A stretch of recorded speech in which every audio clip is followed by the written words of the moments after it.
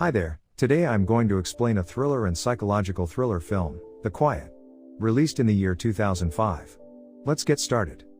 Dot, one of our protagonists, walks the halls of the school while reflecting on her incredible feelings of loneliness. At lunchtime, she sees how her stepsister Nina, the most popular girl in school, makes fun of her in front of her best friend. Embarrassed and melancholy, Dot locks herself in the school bathroom until Nina angrily comes looking for her, telling her that she was expected to go home. Back at home, Olivia, Nina's mother, exhorts the girls for being so cruel to Dot just because she is deaf and dumb, but is only ignored by the teenage girls. Paul, Nina and Dot's father, was buying medicine for his wife until he is interrupted by the school counselor, who confesses to the man that she is very concerned about Dot's tendency to be alone. Upon returning home, Paul is shocked by the news Nina gives him. His wife is passed out in the living room. When he leaves, she tries to convince Dot to have them both try Olivia's pills, but Dot just ignores her and Nina does it anyway. Paul goes to find his wife in the living room and she tells him she just passed out from all the work. He takes her in his arms and carries her to her room. Once there, they begin to have a brief discussion and it becomes clear that their relationship is not the best. In fact, it feels like they are a little frustrated about their love life. After dinner, Paul tries to make Dot feel at home, but Nina sullenly interrupts by telling her father that she's spending the night at her friend Michelle's house. The next day, in science class, Dot is put in the same group as Connor, one of the cute boys at school. That's why Michelle complains about it to Nina at lunchtime and then tells her that she must lose her V card before the end of the year, but she just ignores her as she sees that Dot is socializing with a woman who can speak sign language. Later Dot infiltrates the music room and plays the piano passionately, but doesn't notice Connor passing by in the hallway and watches her from outside in admiration. On leaving the place she meets Nina in the bathroom and Nina paints her lips as if she were the Joker. At night, before going to sleep, Dot remembers the tragic accident her father had and thinks about how sad her life is since he died and she has to endure living with Nina. The next night, Nina tells her parents that she will again spend the night with her friend Michelle. At first, Paul says no, but his mother shows no interest in his authority and Nina takes the opportunity to put him in checkmate by provocatively touching his leg, so she leaves the place seconds later. This causes the couple to argue and Paul storms out of the kitchen. Dot comes over to listen to Olivia, who tells her about the day she met her mother, then shows her a picture of when they were young.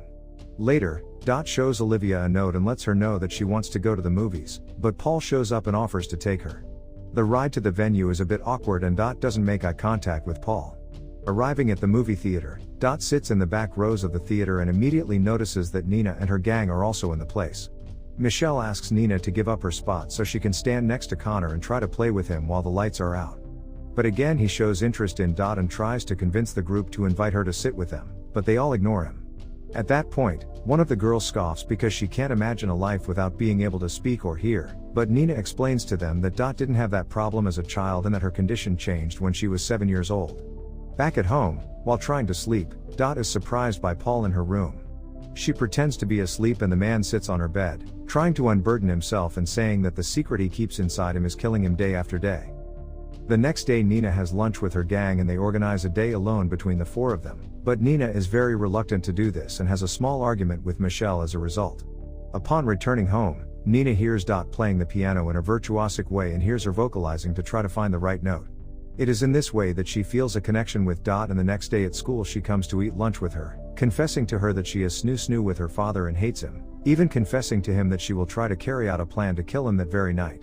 To de-stress from the situation, Dot goes to the music room and starts playing the piano until Connor hears her and tries to bond with her, but Dot hands him the science class report and leaves immediately. The family talks about their day while eating dinner, but Nina hears the doorbell ring and goes to answer it thinking it's Michelle, but is surprised to find Connor at the door. He tells her he's just coming to see Dot about the science project and she lets him in. Connor introduces himself to the family and explains that he must go to the library with Dot to continue his project, but at that moment someone knocks on the door and it is Nina again who goes to answer it. Dot sees that the person at the door is Michelle, and she is delivering a package to Nina. She thinks it is the gun Nina had mentioned and leaves the scene with Connor. Dot and Connor have a date of sorts at a restaurant, but she can barely concentrate on what is going on because she keeps thinking about Nina wanting to kill Paul. Returning home, she goes through Nina's purse but only finds some movies.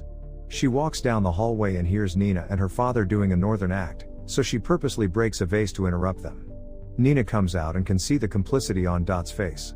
Later, while Nina is crying in her room, Dot enters and comforts her stepsister.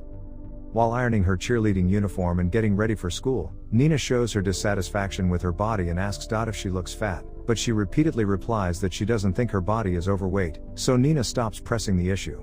Later, Nina confesses to Dot that she will re-execute her plan to take down her dad on that night. She goes to watch her school's basketball game at night and sees that Connor is very unmotivated.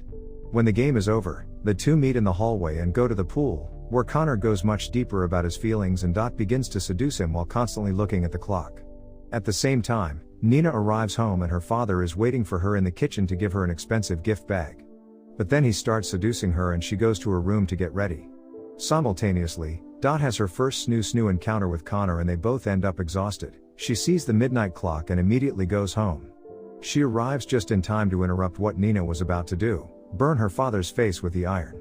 To throw her father out of the room, Nina tells him that she is pregnant and will need $1,000 to have a termination. He breaks down at this news and promises to give her the money the next day. Dot hides in her room so as not to be discovered by Paul, but before going to sleep, she is surprised by Nina, who spends the night with her. While waiting for lunch food at school, Dot is overtaken by Connor, who asks her to the evening dance. She uses the cook as her translator and tells him she won't go with him, but Connor continues to insist regardless. Later that night, Nina goes to Dot's room and encourages her to attend the dance, even lending her a dress and offering to do her makeup to make her look better. After Nina paints her lips, Dot goes to the bathroom and both girls look in the mirror. Nina asks her about the huge secret Dot keeps and they both look at each other knowingly. Paul discovers that Nina keeps a pair of tampons in her purse, so he goes upstairs in search of answers. She dodges his questions and tries to dissemble, but begins to notice that her father is starting to become increasingly hostile with questions and notices that he is just manipulating her. Almost immediately he gets out of control and begins to treat her very violently, telling her that he almost couldn't sleep at night since he believed the pregnancy lie. Paul throws Nina on the bed and continues to yell at her until he begins to undress to abuse her. At the same time, Dot plays Beethoven's Moonlight Sonata on the piano, but rips off one of the strings of the instrument and runs up the stairs. She grabs Paul from behind as he continues to rape Nina and begins to desperately choke him while screaming all the hatred she felt every time she saw him. Nina begins to mourn her father's death and insults Dot for what she did, but Olivia appears on the scene and shocked by everything she just witnessed tells Dot that at least everyone knows that she is capable of talking after all. At that moment Michelle knocks on the door and the girls run off to attend to her. They pack the evidence in a backpack and leave for the dance. When they arrive, Michelle asks Nina about her state of mind, but Nina manages to trick her by saying she tried some pills. Connor goes to Dot and asks her to dance. Dot leaves the backpack on a seat and begins to dance with her romantic interest, but without letting go of her concern for the backpack. At one point, Nina walks by and Dot points out that she should take the backpack so they can both leave together to get rid of the evidence.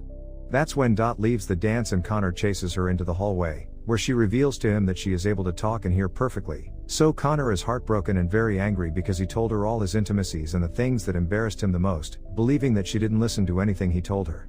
Dot tries to explain to him the reason for all this, but he storms off, so Dot goes to find Nina. They meet in the parking lot and go into a forest to get rid of all incriminating evidence. They dig a deep hole on the banks of the river and bury the sheets and piano wire, promising to spend the rest of their lives together. Nina asks Dot what was the reason she killed Paul, whereupon Dot replies that she was aware that Nina would never have dared to do it. Upon returning home, they find that the police were outside the house and that Olivia was being arrested as she took full blame for the crime. She asks the officer for a minute to say goodbye to her daughter and leaves in tears. Over the finale, Dot and Nina share their strange new life in the house, playing the piano. As Dot reflects on her secrets, the film ends. The end. Thanks for watching. Please like, subscribe, and click the bell icon to get new movie recaps.